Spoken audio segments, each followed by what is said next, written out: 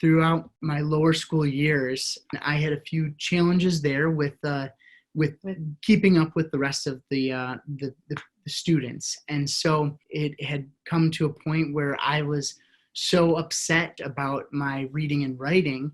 And I was actually told, unfortunately, JT, since he can't keep up with the rigorous program here and cannot read and write, JT will not be able to attend, the school in the fall. And this is where they also said he'd be illiterate for life, and that we as a family would need to adjust and cope. We had already been trying a lot of programs. It was coming in on the fall, and the Gunthy family we knew had this successful program for some of their kids.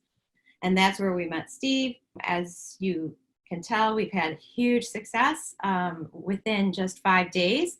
And at the end we met with Steve on a Monday, and that day, JT thought, what did you think? That first interaction with Steve was such an encouragement for me.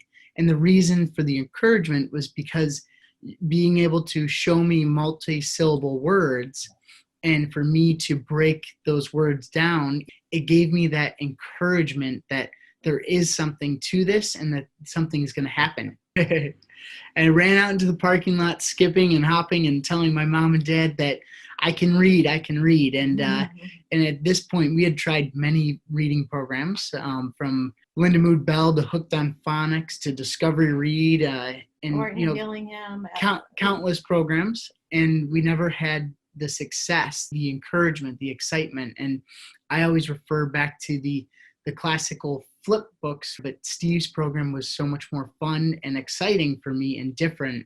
For the first time, I was, in the backseat of the car coming home, trying to read signs, and we had never had that before. So we thought, well, there must be something to it, because I actually didn't even want to go to this meeting because we've tried so much. I was frustrated. I didn't want to set JT up for more failure. So in that we had all this success in just one day, we decided to continue it on. And by Friday, I had JT's teacher calling me from school asking, well, what are you guys up to now? And she said, because as usual, when I give out the assignment, I go around and help kids, and then I get to JT, who needs the most help. And when I got to him today, he had already started it. He said he read it.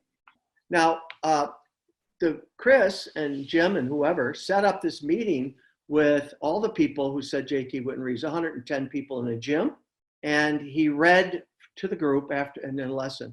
And then JT, what happened after that? Afterwards, there was individuals in the community that, knew of my severe dyslexia and my challenges with school. And one individual in particular came up to the front of the room and said, basically said, I don't believe this. You rehearsed this, And so Steve said, well, give me something you have and I'll show you. And so I think she pulled out a receipt, right? And you had me sit down and read through the receipt, and she was in awe and disbelief of how that and tears.